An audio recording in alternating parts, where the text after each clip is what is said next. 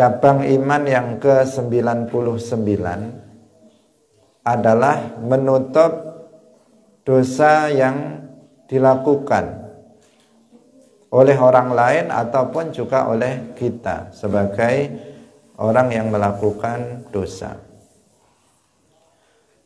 Kita manusia biasa, umat Islam biasa, bukan nabi, ini tidak maksum dari melakukan dosa-dosa, baik dosa-dosa kecil maupun dosa-dosa besar.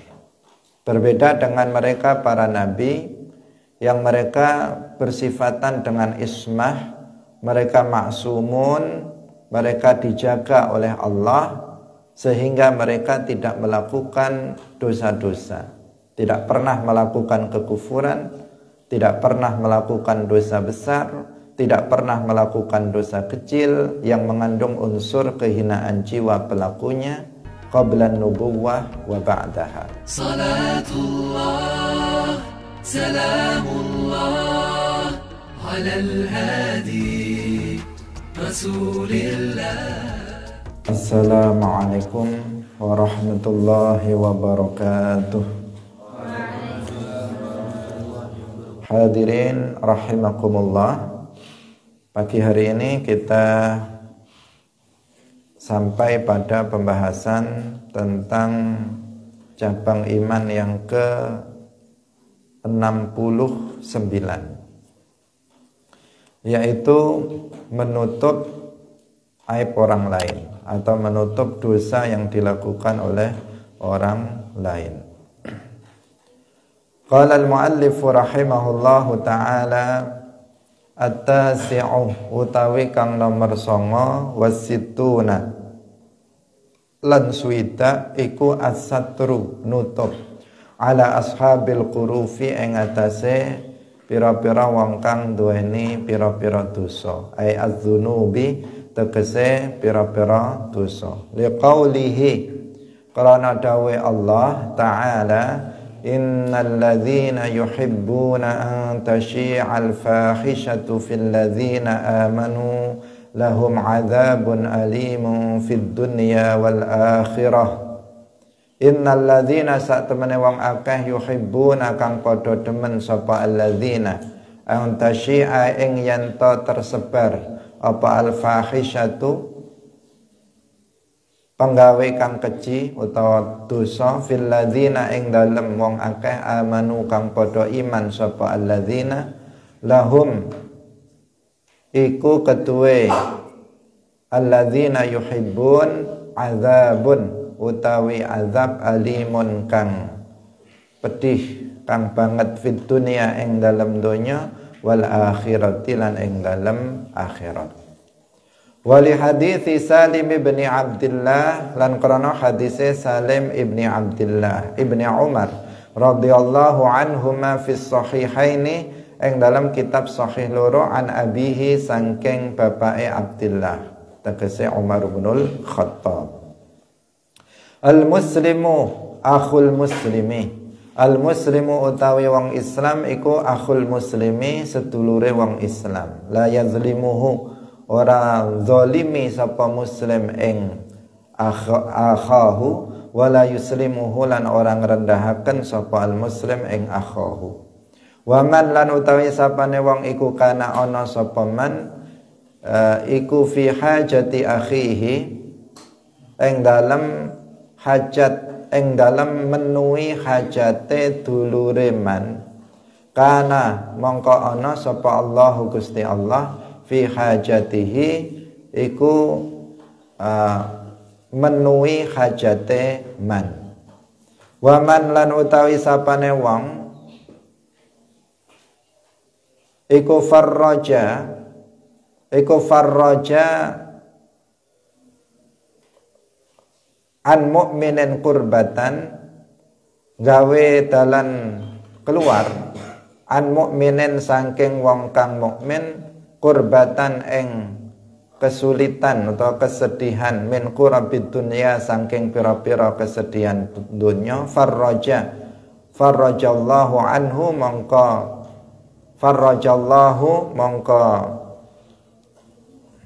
nglapangaken sapa Allahu Gusti Allah anhu sangking man kurbatan ing kesusahan min qurabi yaumil qiyamah sangking pira-pira kesusahane dina kiamat. Waman lan utahi sapane wong iku satara nutup sapa man musliman ing aibe wong Islam satarahu mongko nutup ing man sapa Allahu Gusti Allah nutup ing aibe man sapa Allahu Gusti Allah yaumal qiyamati ing dalem dina kiamat. Hadirin hadirat rahimakumullah, cabang iman yang ke-99 adalah menutup dosa yang dilakukan oleh orang lain ataupun juga oleh kita sebagai orang yang melakukan dosa. Kita manusia biasa, umat Islam biasa, bukan nabi, ini tidak maksum dari melakukan dosa-dosa, baik dosa-dosa kecil maupun dosa-dosa besar. Berbeda dengan mereka para nabi yang mereka bersifatan dengan ismah, mereka maksumun, mereka dijaga oleh Allah sehingga mereka tidak melakukan dosa-dosa, tidak pernah melakukan kekufuran, tidak pernah melakukan dosa besar, tidak pernah melakukan dosa kecil yang mengandung unsur kehinaan jiwa pelakunya qablan nubuwah wa ba'daha, baik sebelum diangkat menjadi nabi maupun setelah diangkat menjadi nabi, mereka tidak pernah melakukan dosa-dosa. Berbeda halnya dengan kita semuanya, kita tidak maksum. Siapapun kita selain para nabi, kita tidak maksum. Kita tidak dijaga dari melakukan dosa-dosa. Hanya saja sebagian kita Allah Subhanahu wa ta'ala menjaganya dari melakukan dosa yang banyak, sehingga dia sesekali saja melakukan dosa tetapi tidak dalam kehidupannya dia senantiasa melakukan dosa karena Allah Subhanahu wa ta'ala menjaganya. Allah Subhanahu wa ta'ala memberikannya taufik untuk melakukan ketaatan kepada Allah, dan Allah Subhanahu wa ta'ala menjaganya dari melakukan kemaksiatan-kemaksiatan, tetapi mereka tidak bisa 100% untuk kemudian melepaskan diri dari kemungkinan mereka melakukan dosa-dosa karena mereka memang tidak maksum sebagaimana para nabi itu maksum. Hadirin rahimakumullah, apabila kita melakukan dosa-dosa karena kita kalah dengan hawa nafsu yang ada pada diri kita, karena kita terbujuk oleh rayuan syaitanul jinni awil insi, setan manusia atau setan jin, terbujuk oleh mereka, terdorong oleh hawa nafsu kita, sehingga kita melakukan dosa, jatuh kepada perkara yang maksiat, baik itu maksiat besar atau maksiat kecil, maka kewajiban kita adalah bertaubat, bersegera untuk bertaubat dari dosa-dosa yang kita lakukan itu. Tidak boleh kita menunda-nundanya. Bertaubat dengan kita menyesali dosa-dosa yang kita telah lakukan tersebut. Selanjutnya kita menutup dosa itu dari orang lain. Nah, jangan orang lain itu diberitahu tentang dosa yang telah kita lakukan tersebut. Udah, kita tutup. Saya sudah melakukan dosa ini, saya mengakuinya dan saya menyesal karena Allah, karena saya telah berbuat maksiat kepada Allah. Setelah itu biar hanya saya saja yang mengetahuinya, orang lain tidak perlu tahu. Seperti itu etikanya. Bukan kemudian justru apa? Diumumkan.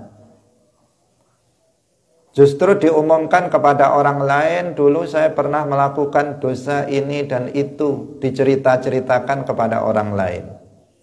Atau zaman sekarang diviralkan melalui media sosial bahwa dia telah melakukan dosa ini dan itu.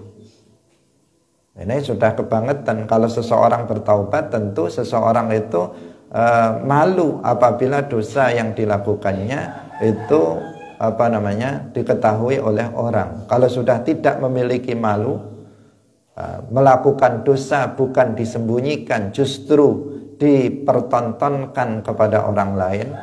Apalagi sebagian orang melakukan dosa kemudian direkam, divideokan, diupload di YouTube, di Facebook dan sebagainya. Maka orang yang seperti ini bahkan boleh untuk ditahdzir, orang untuk diperingatkan dari kerusakan orang yang semacam ini. Tetapi apabila seseorang ketika dia melakukan dosa, itu dia sembunyi-sembunyi. Dia sembunyi-sembunyi karena memang dia masih memiliki rasa malu untuk melakukan maksiat. Dia sebenarnya ya masih ada takut-takutnya lah melakukan maksiat itu. Karena memang dia sudah berilmu, karena dia memang santri, dia sudah belajar ilmu agama, tahu kalau perbuatan itu adalah perbuatan haram, tahu sebenarnya, tetapi ya gimana, hawa nafsunya tidak bisa dia bendung, tidak bisa dia kalahkan, sehingga kemudian dia jatuh kepada perkara yang haram secara sembunyi-sembunyi. Dia takut-takut, malu-malu untuk melakukannya, sembunyi-sembunyi melakukan perbuatan-perbuatan dosa tersebut. Maka apabila tentu orang yang seperti ini akan berusaha menyembunyikan dosa yang dia lakukan itu. Bagaimana orang itu nggak tahu apa yang dia lakukan? Tentu kan seperti itu. Kita semuanya yang hadir di sini ataupun yang ada di rumah tentu pernah melakukan dosa-dosa tertentu, baik itu dosa kecil ataupun dosa besar. Yang dia lakukan sembunyi-sembunyi, biar orang nggak tahu.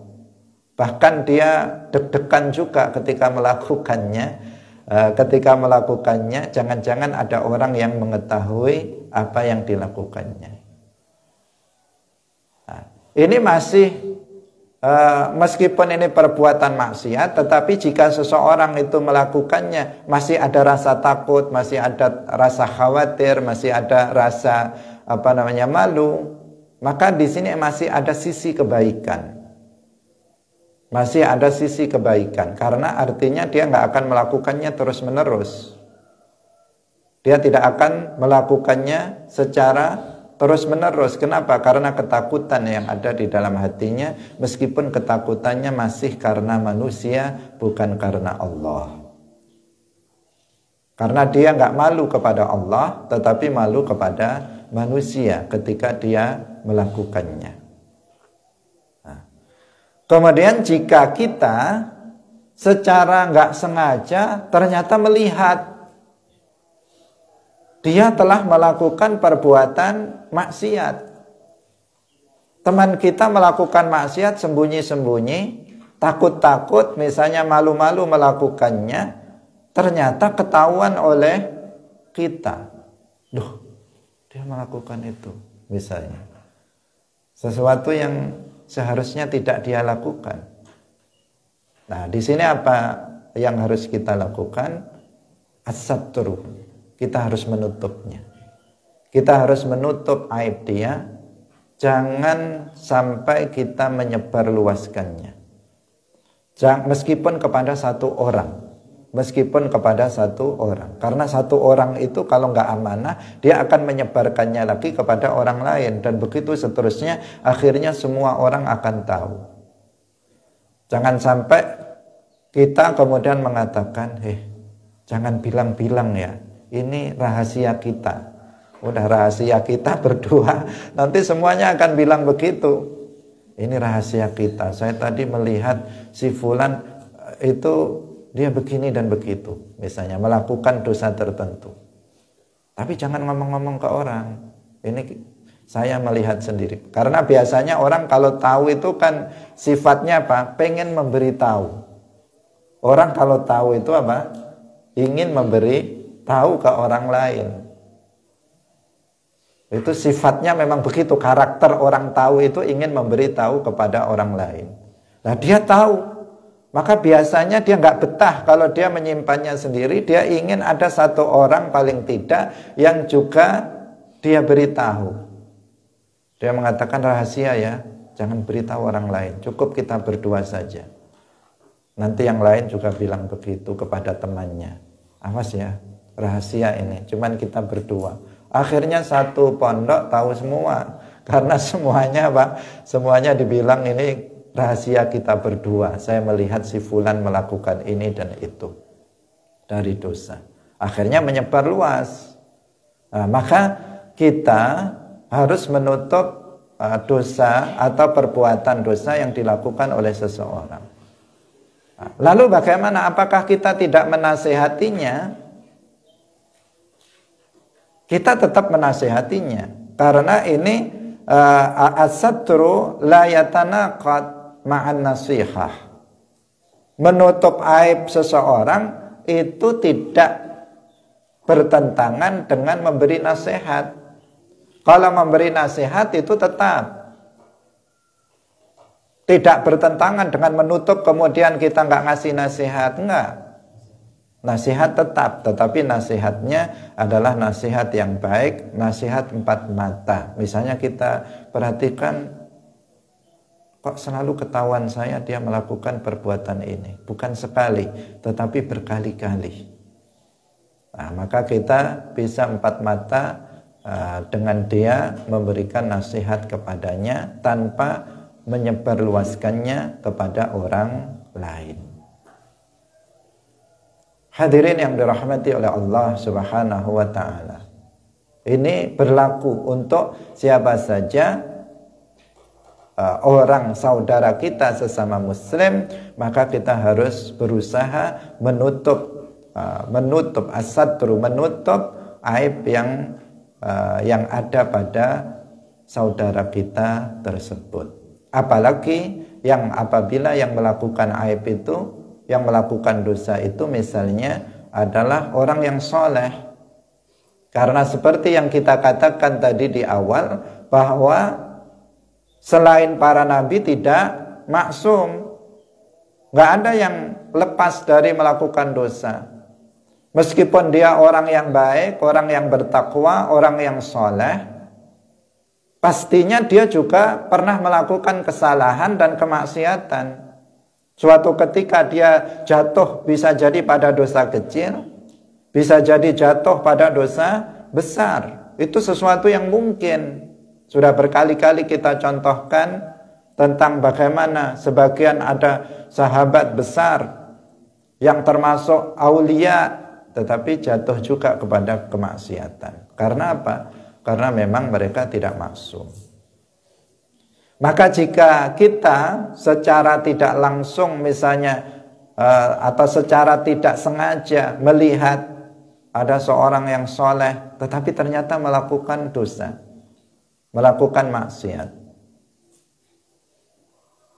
Tentu kalau orang soleh melakukan maksiat, tentu pasti dia takut melakukannya, meskipun dia melakukannya. Karena di saat itu dia terkalahkan oleh hawa nafsunya. Nah, terkalahkan oleh hawa nafsunya sehingga dia terjerumus dalam perbuatan maksiat tersebut. Maka di sini kita harus berusaha untuk menyimpannya sedalam-dalamnya. Kita menutupnya serapat-rapatnya. Jangan sampai ada orang yang mengetahuinya selain diri dia. Nah, selain diri dia dan orang yang melakukannya. Ini sangat penting untuk diperhatikan. Karena yang terjadi pada hari ini, sekarang ini yang terjadi kebanyakan adalah berlomba-lomba membuka aib orang. Berlomba-lomba untuk membuka keburukan orang lain. Sekarang kan seperti itu zamannya. Apalagi zaman media sosial, medsos, ini orang berlomba-lomba untuk mengumbar dan membuka rahasia, membuka aib orang lain. Apalagi jika yang melakukan perbuatan tidak pantas, perbuatan maksiat misalnya, itu adalah orang besar. Orang besar dari sisi pangkatnya, atau orang besar misalnya dari sisi kebaikannya, ini justru menjadi berita yang menarik untuk disebarluaskan. Bahkan ada orang-orang tertentu itu yang profesinya adalah mencari aib orang lain. Profesi dijadikan sebagai pekerjaan sehari-hari adalah mencari aib orang lain untuk kemudian diviralkan melalui media sosial, sehingga itu bisa mendatangkan pundi-pundi uang, harta. Ujung-ujungnya kan gitu. Kalau kamu lewat misalnya menyebarkan aib teman kamu sekamar misalnya, sama-sama santri, ya sulit viralnya. Paling viral di kampung atau viral dalam satu lokasi. Tetapi jika kamu misalnya menyebarluaskan aibnya kiai fulan, atau kamu menyebarkan aibnya pejabat fulan misalnya, ini cepat. Apalagi presiden misalnya yang disebarkan aibnya, ini bisa video kamu atau berita kamu bisa jutaan yang menonton. Akhirnya masuk ke rekening duit kamu banyak. Dengan cara menyebarkan aib orang lain, perbuatan yang maksiat, perbuatan yang diharamkan di dalam Islam, dan sangat berbahaya sekali bagi keselamatan dia di dunia dan juga di akhirat. Karena di dalam Al-Quran yang tadi kita baca, Allah Subhanahu wa ta'ala berfirman, innal ladzina yuhibbuna an tashi'al fahishatu fil ladzina amanu lahum azabun alimun fid dunya wal akhirah. Sesungguhnya orang-orang yang dia suka menyebarnya, antashi al-fahisyah, dosa-dosa itu menyebar, dia senang. Itu yang menyebar di kalangan umat orang-orang yang beriman. Fil ladzina amanu. Dia suka menyebarluaskan kemaksiatan yang dilakukan oleh orang-orang yang beriman, aib orang-orang yang beriman, dia suka menyebarkannya. Maka ancamannya apa? Lahum azabun alim. Bagi orang yang seperti itu adalah azab yang berat. Bukan hanya di akhirat saja, tetapi fid dunya wal akhirah. Artinya apa? Bisa disegerakan. Azabnya itu bisa disegerakan di dunia. Meskipun pada umumnya dosa-dosa yang dilakukan oleh umat manusia, azabnya itu nanti di akhirat pada hari kiamat, tetapi ada dosa-dosa tertentu yang azabnya juga disegerakan di dunia sebelum di akhirat. Di antaranya ini, yaitu dosa menyebarkan aib orang lain. Menyebarkan aib orang lain, jangan sekali-kali kita melakukannya. Ancamannya adalah azab di dunia. Bisa jadi dia sendiri nanti yang akan terbongkar kedoknya. Karena setiap kita pasti melakukan perbuatan yang tidak baik. Pasti setiap kita punya aib. Saya punya aib, kalian juga punya aib. Siapapun dia punya aib kalau dicari. Kalau dicari pasti. Siapa yang nggak punya aib di antara kita? Baik aib itu secara secara fisik maupun aib secara dalam amaliyah, dalam perbuatan yang kita lakukan, pasti kita memiliki aib. Dan mudah mencari aib orang lain itu bukan sesuatu yang sulit. Dalam waktu cepat bisa. Kalau saya suruh mencari aib kamu, nggak sampai 1 hari saya sudah bisa menemukannya. Kenapa? Karena mudah mencari aib orang lain itu ya sangat mudah. Yang sulit itu kan mencari kebaikan orang lain. Itu sulit. Tetapi mencari aib orang lain itu lebih mudah dibandingkan menyaksikan kebaikan yang dilakukan oleh orang lain. Hadirin yang dirahmati oleh Allah Subhanahu wa taala. Sangat memprihatinkan ya, sangat memprihatinkan pada masa sekarang, di zaman sekarang ini orang berlomba-lomba untuk menyebarkan aib orang lain. Apalagi tadi itu menyebar luaskan aib orang-orang baik yang secara umum orang ini adalah orang baik, tapi karena melakukan dosa kecil, dosa yang dilakukannya dosa kecil, tetapi kemudian diunggah, disebarluaskan seakan-akan dia melakukan sebesar-besarnya dosa. Seakan-akan dia melakukan dosa terbesar yang enggak diampuni oleh Allah. Padahal dia melakukan dosa kecil, sudah dosa kecil, dia sudah bertaubat lagi. Dosa kecil, dia sudah bertaubat lagi. Sudah tahu dia sudah bertaubat, masih juga diviralkan secara terus-menerus di kalangan umat Islam. Ini sesuatu yang tidak boleh kita untuk melakukan hal yang seperti ini. Jangan kita ikut-ikutan menyebarkan aib orang lain. Jika kamu tahu, cukup kamu sendiri yang mengetahuinya. Tidak perlu kamu menyebarkannya kepada orang lain. Apa keuntungan untuk kamu? Yang ada adalah kerugian dunia dan akhirat bagi kita. Meskipun ini enggak mudah. Siapapun enggak mudah melakukan hal yang seperti ini. Karena itu pahalanya sangat besar. Menutup aib orang lain pahalanya sangat besar. Karena melakukannya tidak mudah. Hawa nafsu kita senantiasa ingin memberitahu orang lain tentang sesuatu apa yang kita telah ketahui. Hadirin yang dirahmati oleh Allah Subhanahu wa taala. Jadi menutup aib orang lain itu adalah kebalikan dari fadhihah. Fadhihah artinya membuka kedok orang lain. Kita jangan buka kedok orang lain jika tidak ingin kedok kita dibuka oleh Allah Subhanahu wa taala nanti pada hari kiamat. Kita harus ingat bahwasanya nanti pada hari kiamat kita akan dihisab. Yaumul hisab disebut juga dengan yaumul fadhihah. Yaumul fadhihah yaitu hari di mana kedok manusia akan dibuka seluruhnya. Apa yang kita lakukan di dunia sekecil apapun berupa kemaksiatan akan dibuka oleh Allah Subhanahu wa taala di hadapan seluruh umat manusia. Si fulan melakukan ini, melakukan ini, semuanya akan disiarkan nanti pada hari hisab. Dulu dia sembunyi-sembunyi melakukan ini, semuanya tahu.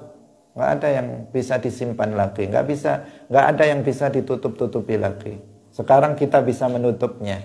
Ketika di dunia ini kita bisa menutupnya, tetapi nanti di akhirat nggak akan bisa kita menutup aib yang kita lakukan.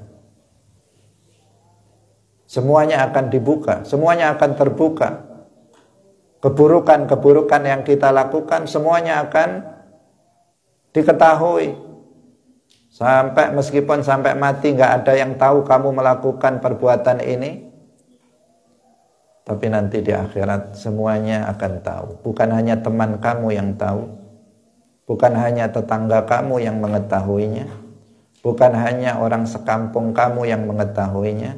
Bukan hanya sekabupaten, seprovinsi, senegara. tetapi seluruh umat manusia akan mengetahui apa yang pernah kamu lakukan di dunia ini, sekecil apapun perbuatan itu. Apakah itu berupa ucapan, apakah itu berupa perbuatan, semuanya akan terbuka.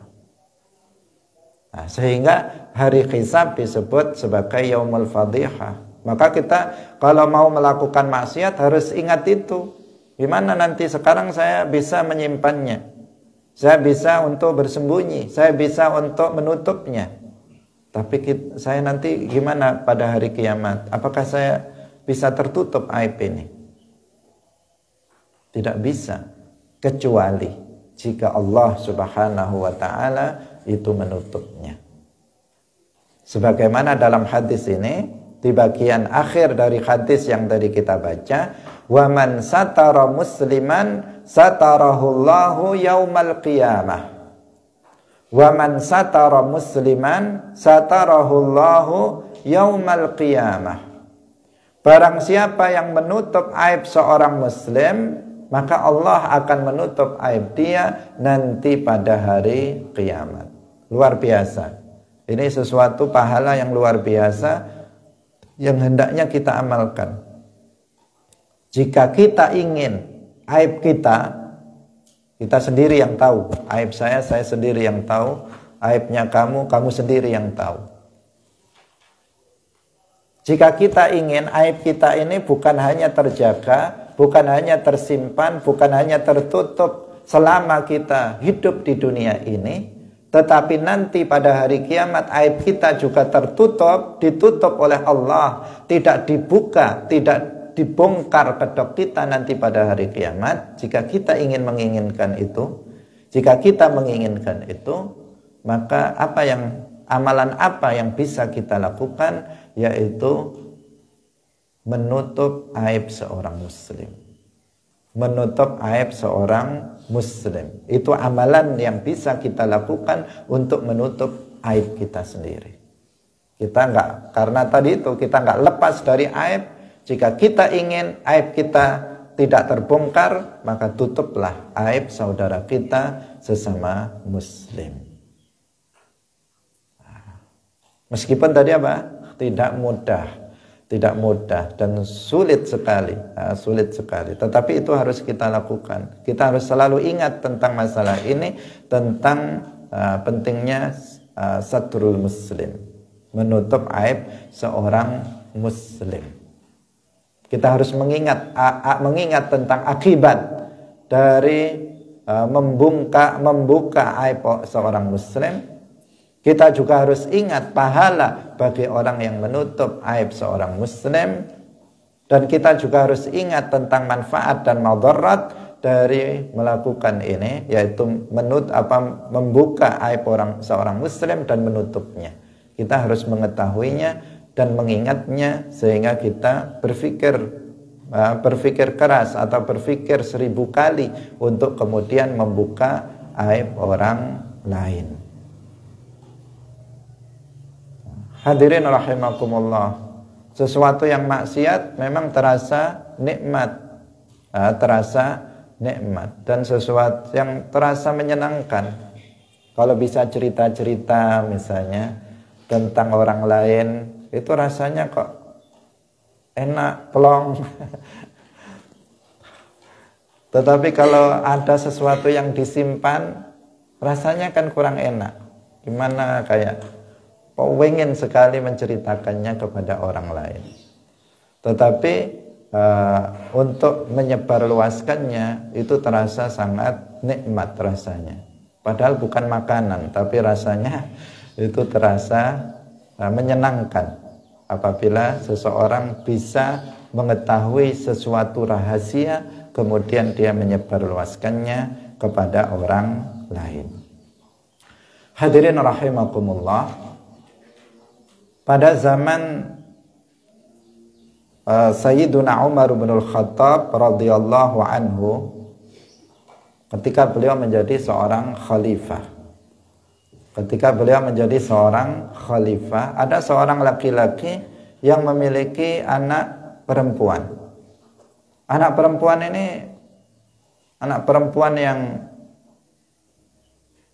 yang nyeleneh, anak perempuan yang ya bahasa kasarnya ya nakal lah. Anak perempuan tapi udah nggak bisa diurus, liar. Sehingga pada akhirnya anak perempuan ini berzina. Dia melakukan perzinaan, sebuah dosa besar. Melakukan sebuah dosa besar.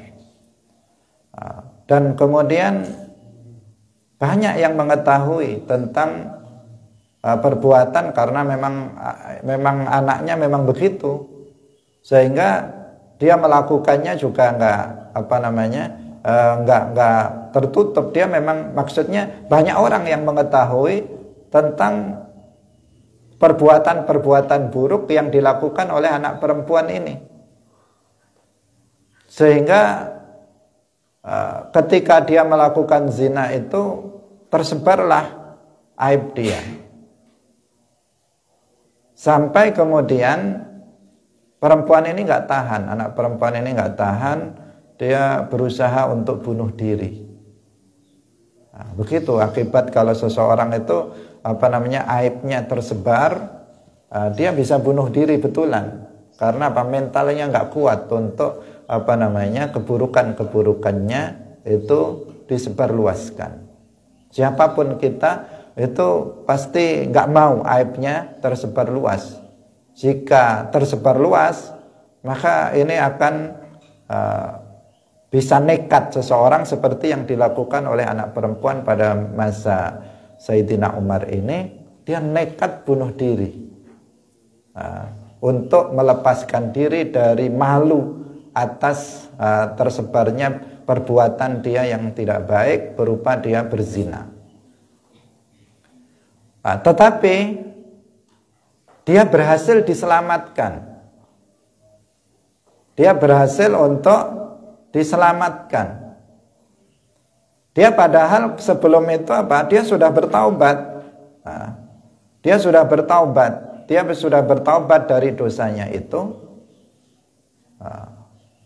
Setelah dia diselamatkan, maksudnya setelah dia diselamatkan dari bunuh diri, usaha untuk bunuh diri, kemudian dia diobati, akhirnya dia sembuh normal kembali, dan dia sudah bertaubat dari dosa yang pernah dilakukannya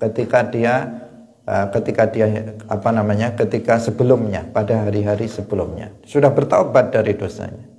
Artinya dia sudah menjadi perempuan yang baik, yang asalnya nggak baik, kemudian dia bunuh diri, bisa diselamatkan. Dia bertaubat dari perbuatan-perbuatan buruk yang dilakukannya pada masa-masa sebelumnya. Dan orang yang bertaubat, Allah mengampuni dosanya. Man taba, taballah. Dia sudah bertaubat perempuan ini. Sampai kemudian ada seorang laki-laki yang melamarnya. Melamarnya untuk dijadikannya sebagai istrinya.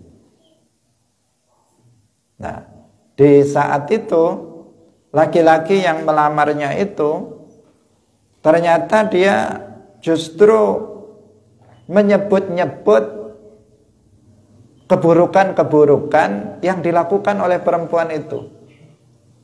Jadi masa kelamnya, perbuatan-perbuatan yang pernah dilakukan di masa sebelumnya itu disebut-sebut oleh laki-laki yang akan meminangnya.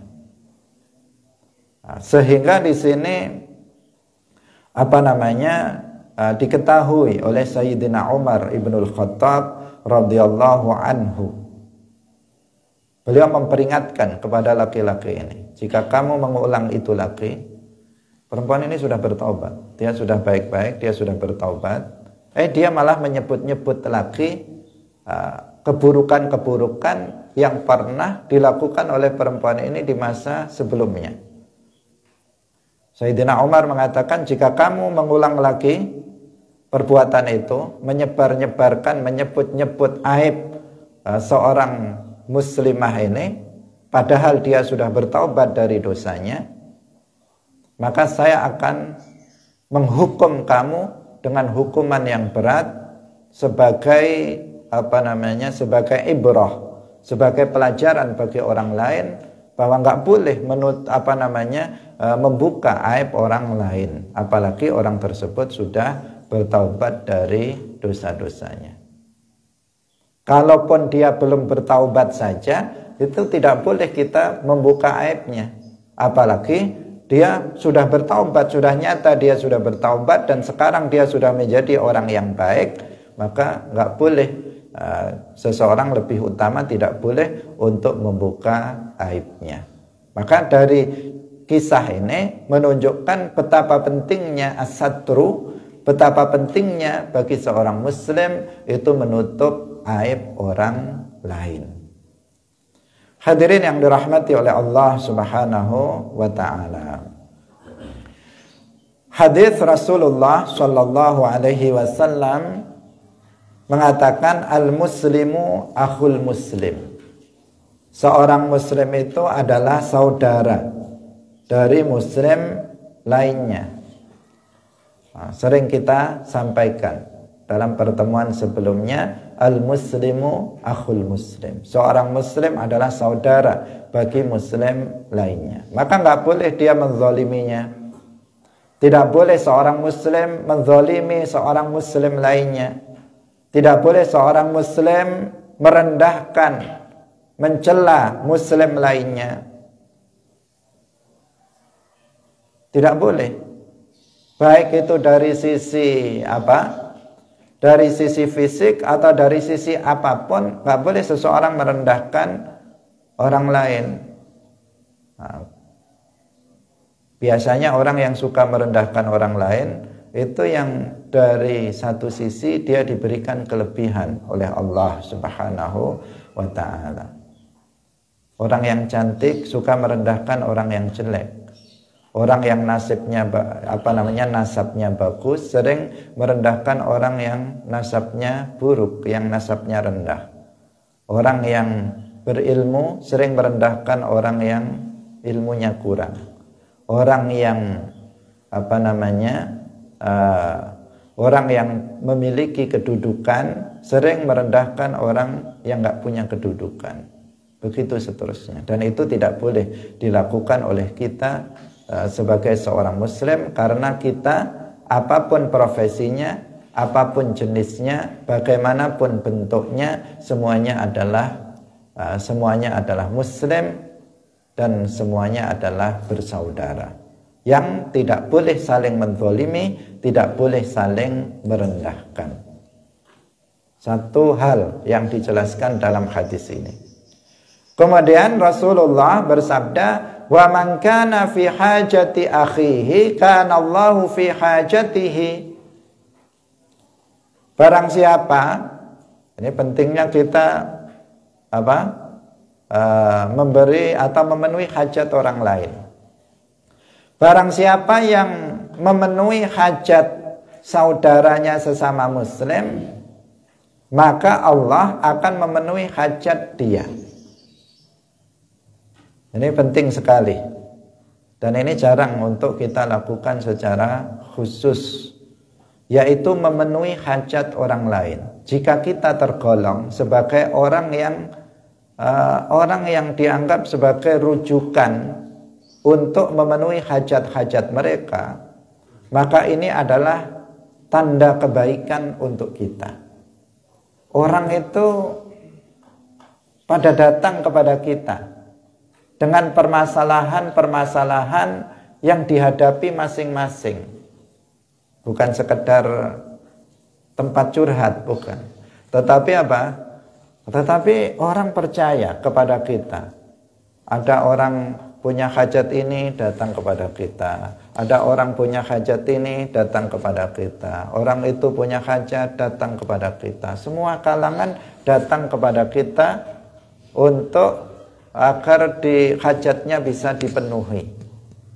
Maka kalau kita termasuk orang yang seperti itu, orang merasa butuh kepada kita untuk memenuhi hajatnya, maka itu adalah tanda kebaikan bagi kita. Kalau orang sudah nggak butuh kepada kita, Ini nggak ada tanda kebaikan bagi orang tersebut. Tapi kalau seseorang ada masalah, dia punya masalah tertentu, datang kepada kita tanya bagaimana ya solusinya, bagaimana ya caranya. Misalnya ada orang nggak punya uang, datang juga kepada kita hutang uang, atau kita datang kepada kita bagaimana cara untuk menanganinya. Ada seseorang dalam keluarga, ada masalah dalam keluarganya, datang kepada kita mencari bagaimana cara untuk memenuhi hajat mereka dan seterusnya. Kalau kita termasuk orang-orang yang dibutuhkan oleh orang untuk memenuhi hajat mereka, maka kita harus bersyukur. Bukan hanya bersyukur, tetapi kita berusaha untuk memenuhi hajat-hajat mereka. Diceritakan bahwa Syekh Nizar Halabi, ini ketua Jam'iyatul Masyari' Al-Khairiyah Al-Islamiyah sebelum Syekh Husamuddin Qaraqirah, dan juga itu ditiru oleh para masyayikh yang lainnya. Itu di sakunya selalu ada buku kecil dan selalu ada pulpen. Itu di sakunya selalu ada seperti itu. Untuk apa? Untuk menulis hajat-hajat orang. Hajat-hajat orang. Orang ini pengen begini, ingin punya hajat seperti ini, dicatat. Untuk kemudian berusaha hajatnya itu dipenuhi. Agar dia senang, agar dia gembira, senang dengan ketika hajatnya sudah terpenuhi. Nah, imbalan bagi orang yang suka memenuhi hajat orang lain itu apa? Allah Subhanahu wa ta'ala akan memenuhi hajat dia, hajat dunia, hajat akhirat. Hajat dunia, hajat akhirat akan dipenuhi oleh Allah apabila dia mau memenuhi hajat orang lain. Terkadang sebagian orang enggan memenuhi hajat orang lain. Temannya hutang uang saja cuman 5.000 rupiah dan uang dia masih banyak misalnya, itu pun dia bilang saya nggak ada uang, atau saya lagi nggak megang uang karena uangnya ada di lemari, sehingga dia bilang saya nggak megang uang ini, mohon maaf ya, mohon maaf ya. Tidak sebaiknya seperti itu. Tidak sebaiknya seperti itu, meskipun juga kita melihat betul-betul hajat apa enggak orang ini. Karena sebagian orang sebenarnya dia enggak hajat, tetapi dia memaksakan diri untuk berhajat.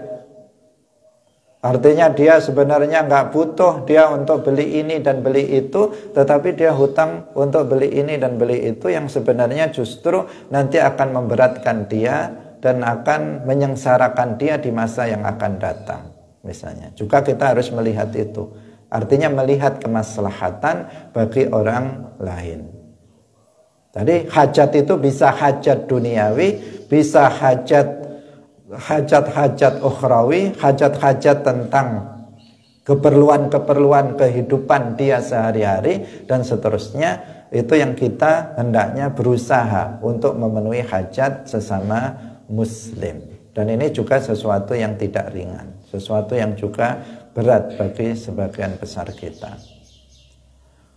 Kemudian lanjutan hadis, wa man farraja an mu'minin qurbatan min qurabid dunya farrajallahu anhu qurbatan min qurabi yaumil qiyamah. Barang siapa yang